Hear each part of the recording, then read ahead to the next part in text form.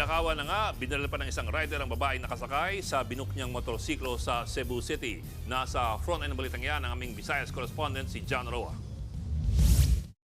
Isa-isang huminto ang mga rider na ito sa intersection na ito sa Cebu City Business Park dahil sa stoplight umaga nitong Lunes.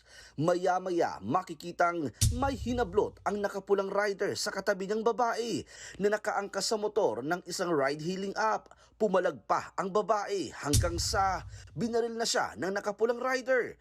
Nahulog ang babae nang umandar na ang inangkasan niyang motor. Kumaripas na rin ng takbo ang bumaril na rider. Sa imbestigasyon ng PNP Central Visayas, 3 beses tinamaan ang biktimang si Friends Ordenesa, isa sa ulo at 2 sa katawan. Cellphone ang nahablot sa kanya na nakapulang rider. Naisugod pa sa ospital ang biktima pero binawian din ng buhay.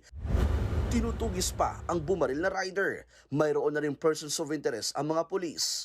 Nagbabalita mula sa frontline. Janarua, News 5 Visayas. Mga kapatid, may Los Baños po. Huwag magpahuli sa mga balita at impormasyong dapat ninyong malaman. Para sa mas malawak na balitaan at diskusyon, mag-follow at mag-subscribe sa social media pages ng News 5.